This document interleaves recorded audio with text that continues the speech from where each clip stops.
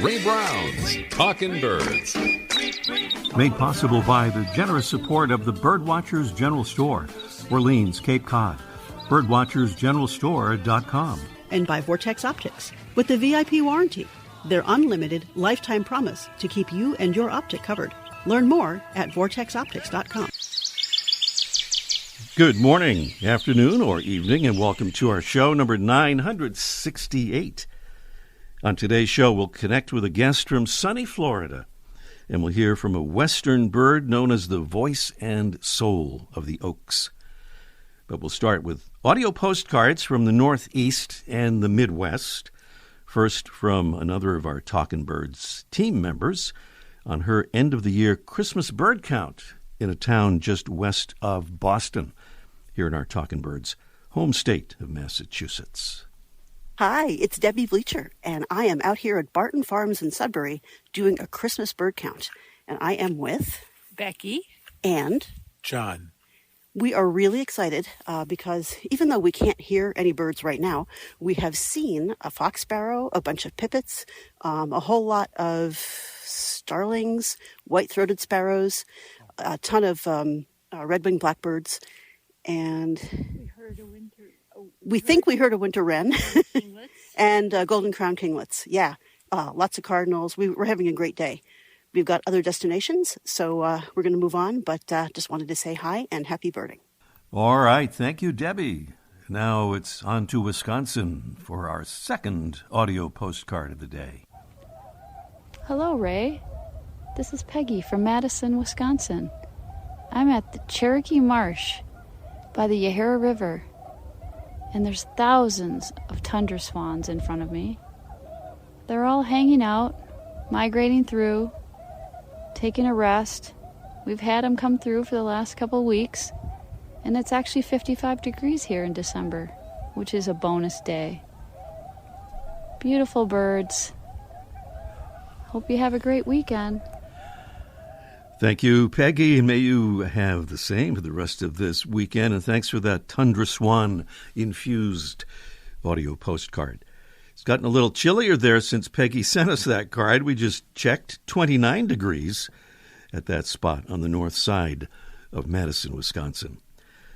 Well, Talkin' Birds listeners, wherever you're looking at birds, that is the perfect spot for the creation of an audio postcard. Whether it's in your backyard or any place else, we'd love to get them. And if you'd like to make one, just fire up a recording app on your smartphone or other digital recorder and voice a 30 seconds to a minute or so description of what you're seeing. Then send the resulting file to ray@talkinbirds.com. That's ray@talkinbirds.com. And to make sure we get the email, remember, there's no G in talkin'.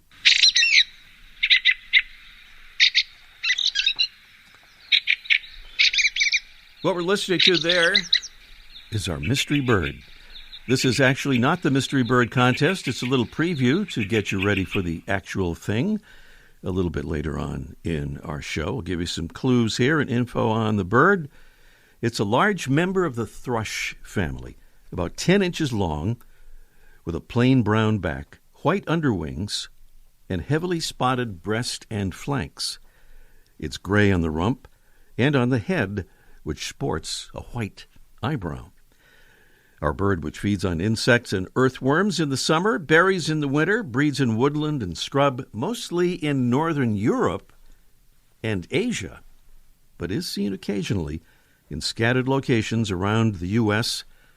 and southern Canada, including just quite recently in Sturgeon Falls, Ontario, about 250 miles north of Toronto. So description there, sound, and kind of the range of our mystery bird. As usual, some gorgeous prizes await on our mystery bird contest. Let me just look those up here to make sure we have those prizes. We'll give you the number right now, just so you'll be ready to call when the time comes, a little bit later on in this morning's show. And hold on, we'll get 1 second here. We'll find these beautiful prizes today. Our first prize is, I thought I had it right here, but I don't. But don't worry, because I will find that prize we kind of make it a point to have the prizes that we are going to give away here, so we can give a little description of what they are. And boy, we are so close to finding out what those prizes are. You wouldn't just... It's the Mega 600 feeder? Is that one of them? I think so. That would be the Brome Mega 600 feeder. Thank you, Jesse, for that info. I'll give a little more detail about that. It has an extra-large tube that holds nearly 2.5 pounds of seed. It's easy to clean and chew-proof. Nice when squirrels are around, as they kind of always are. It also includes the Brome seed ventilation system to keep the seed cool and dry. It comes with the Brome Lifetime Care Warranty. Folks at Brome are pretty famous for their wonderful customer service, by the way. From our new friends and prize providers at Fresh Cut Paper, makers of beautiful life-size pop-up floral bouquets that are wilt-proof and crafted to last a lifetime, we have a certificate for 5 bouquets. And yes, they have bird-themed bouquets among their selections. Their bouquets, by the way, also have a small fraction of the carbon footprint of imported flowers, and Fresh Cut also plants a tree for every bouquet sold. Wonderful folks providing prizes here on our Mystery Bird Contest, and we'll do the actual contest coming along here in just a little bit.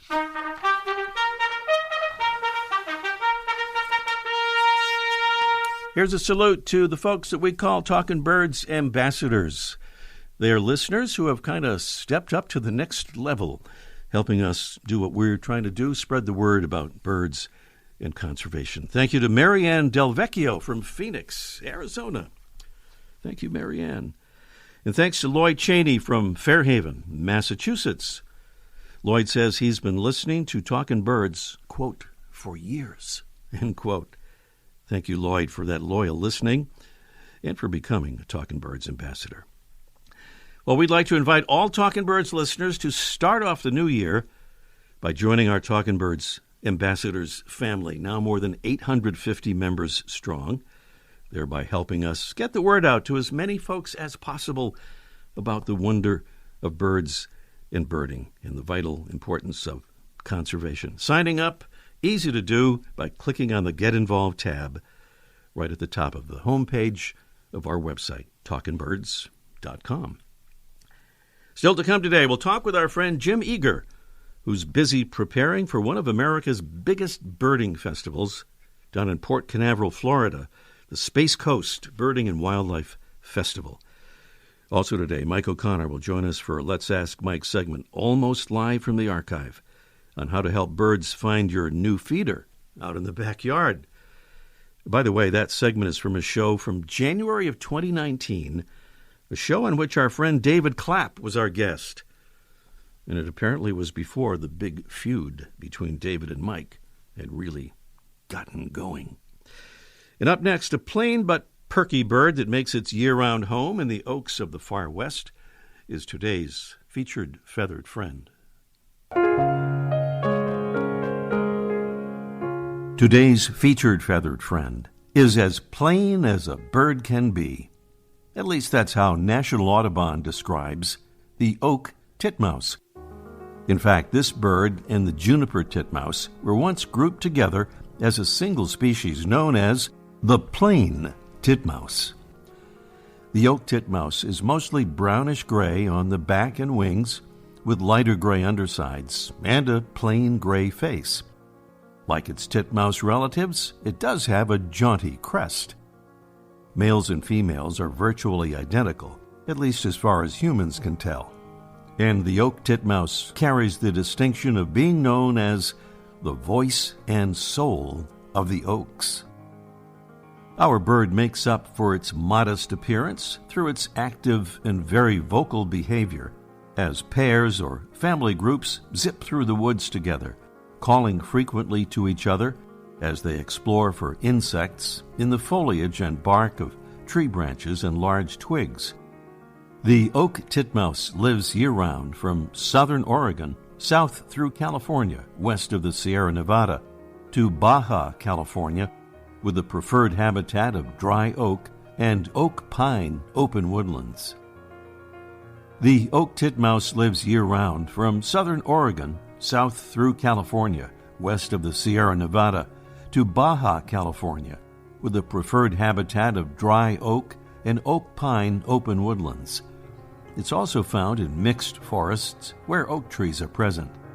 And here's a song of the oak titmouse.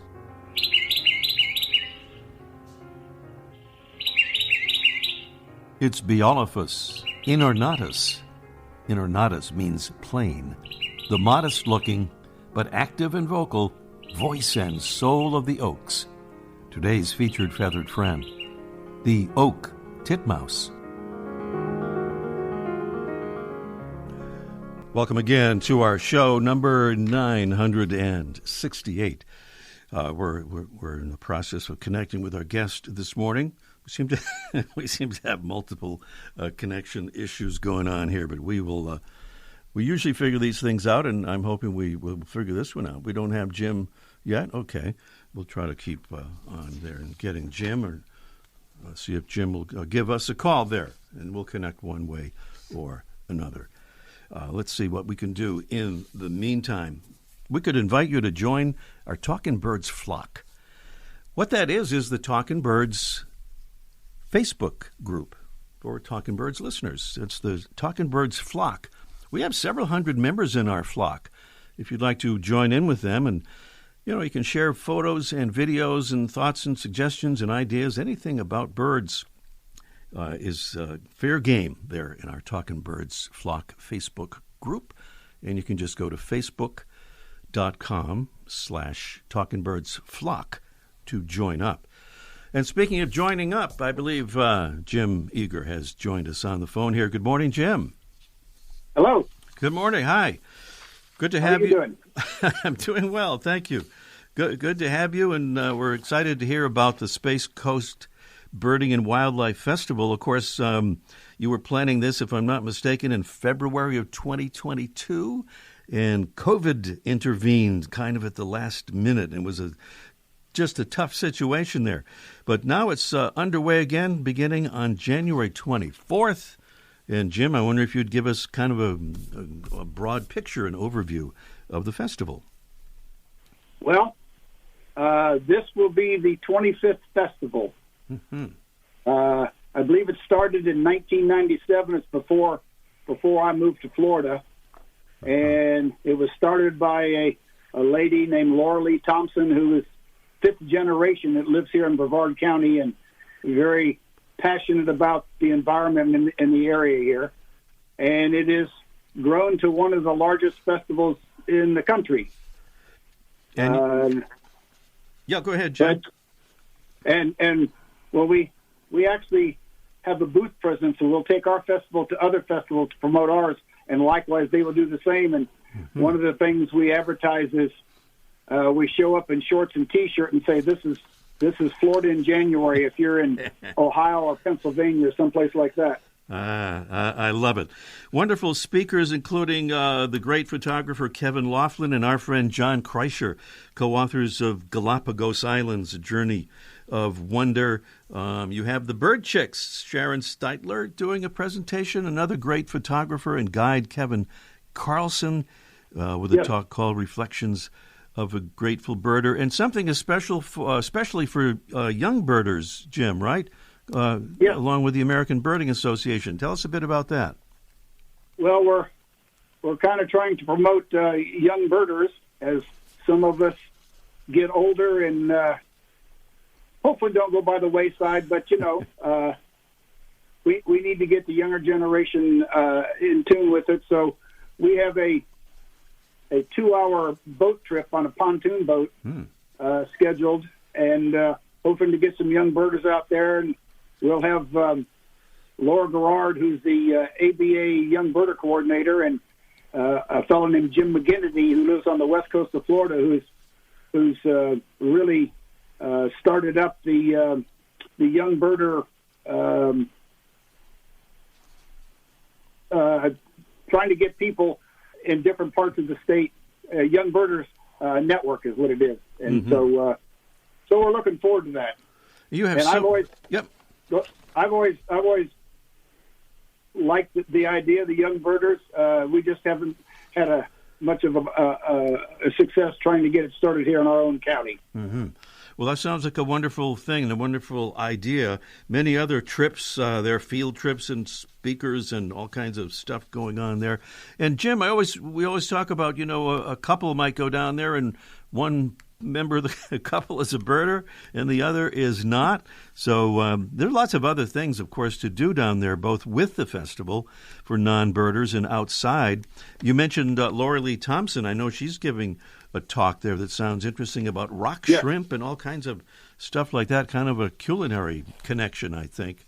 Well, she owns a very, very famous restaurant in Titusville, which is just a little north of where I live in Cape Canaveral. And it's world renowned. Yeah. A wonderful place to visit while you're down there. Tell us about some of the other things that folks can do for non-birders again. Well, we have the beach steps away. Yeah. Here on the Atlantic Ocean. Mm-hmm. We have Kennedy Space Center. Mm-hmm. We have several eco-tour companies that you can go out and spend a couple hours out on the Banana River looking, enjoying a nice boat ride and getting some narrative about the wildlife and some of the area around here. By the way, you're a field guide leader yourself for many, many years. I wanted to give a little plug for your field trip company, and it's this is a name you can't forget. Maybe you can tell us very quickly about this name. It's Obsessive Compulsive Birding.com. Where'd that name come from, Jim? Well, I used to work in a nature center. And I also worked as a naturalist and narrative on pontoon boats on these type of eco-tours on the Banana and the Indian River around here. Mm-hmm. And I often told people that I suffered from OCBD, which is obsessive-compulsive birding disorder. And I told myself if I ever started a company, which I did in 2015, I was going to name it Obsessive-Compulsive Birding. And lucky for me, when I went on to try and find a domain name, the obsessivecompulsivebirding.com domain name was available. So needless to say, I jumped on it. Yeah, it's still available. All right, good to know. Well, Jim, we're getting close to being out of time here, and the main thing I want to do is ask about how folks can register, how folks can get further details about the festival, and then sign up to attend. It begins on January 24th. Yes, our website is SCB as in boy, WA.net. They can go to that website.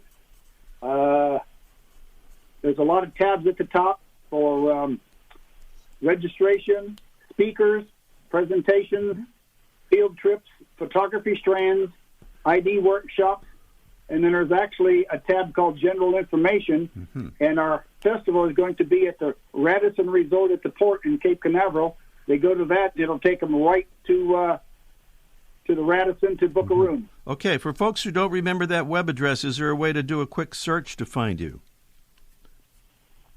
What should somebody... Yep. SCBWA.net. All right, that's okay. SCB, so Space Coast Birding, SCBWA.net. I think we've got it. Jim, thank you so much, and good luck with that wonderful festival. Okay, thanks, Ray. Jim Eager there at the great festival starting on January 24th in Port Canaveral, Florida for that week, 24th to the 27th. And I'll give you that web address again, scbwa.net. Coming up here on Talking Birds, it's our Mystery Bird Contest in just 1 minute. The flutter of a tail feather, the flash of a wing bar in mid-flight. You don't always have a lot of time to identify a bird in nature, let alone to appreciate its beauty. But with Vortex Optics, you'll have the power to bring every wild moment closer. When you choose Vortex, you're choosing to have a partner in the field as passionate about nature as you are. Whether you're spotting old friends on the backyard feeder or packing for a once-in-a-lifetime trip to add a few species to your life list, Vortex offers a full range of optics and optics accessories for every birder and every budget. And whether the birds are taking you to another state or another country, you're always covered by the Vortex VIP warranty, an unlimited lifetime promise to keep you and your optic covered. If you'd like to learn more, or if you need help choosing your next optic, give Vortex a call at 1-800-4VORTEX or visit vortexoptics.com.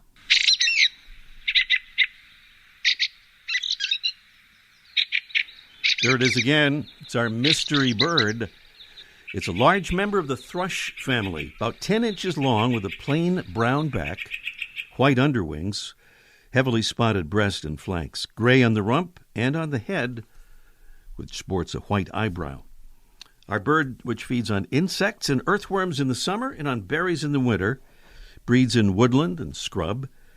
Now, it's mostly in northern Europe and Asia. However, it is seen from time to time around the U.S. and southern Canada. We mentioned just north of Toronto, a very recent sighting there. So this bird can kind of show up almost anywhere.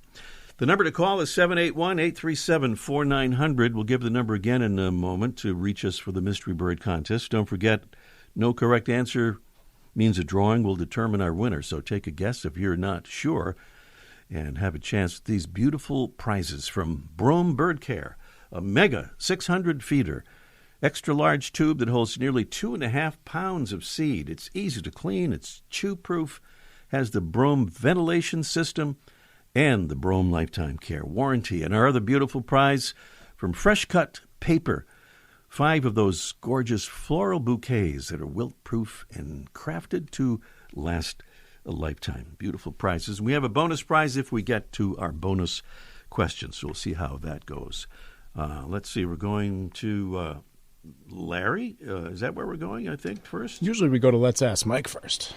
Let's Ask Mike. That's right. I see the names up there, and that's kind of how the show is going this morning. Yeah, we'll have Let's Ask Mike, and then we'll have the Mystery Bird Contest, but Let's Ask Mike almost live from the archive in just 1 minute. More than 100 million wild animals are killed each year, illegally. Poaching is just one of the risks animals face at our hands. I'm Tom Barry. I'm an actor. I grew up in the beautiful rural countryside of Ohio, where animals roamed freely in the open forests. I have a deep concern to help preserve those open spaces for our wildlife friends, so they can live and thrive like they used to. Destruction of their habitats threaten their very existence. The best way to protect wildlife is to protect the land where they live. The Humane Society Wildlife Land Trust works with private landowners to protect wildlife, to preserve natural habitats, and establish permanent sanctuaries. To learn more or to work with the Humane Society Wildlife Land Trust, call 800-729-SAVE. That's 800-729-SAVE. Or visit wildlifelandtrust.org. Thank you. David, we're going to talk to a friend of yours, Mike O'Connor. This is him playing the banjo, I think. It's amazing, yeah. He's a great banjo player. Right through the phone, the fidelity is remarkably good there. Good morning, Mike. Oh, man, I still got it. I still got that banjo touch. You do, Earl, Mr. Scruggs. That's right. Earl Scruggs of Cape Cod. Yes, indeed. So, Mike, we've been giving a little intro to what you're talking about here, the idea that you get a beautiful new bird feeder, you fill it with seed, you put it out there, and then you wait. Well, a lot of people got new bird feeders for Christmas, right? I think just the lucky people. Yeah. You got a new bird feeder for Christmas, or if you're like David Clapp, you just picked up a broken one at a yard sale someplace.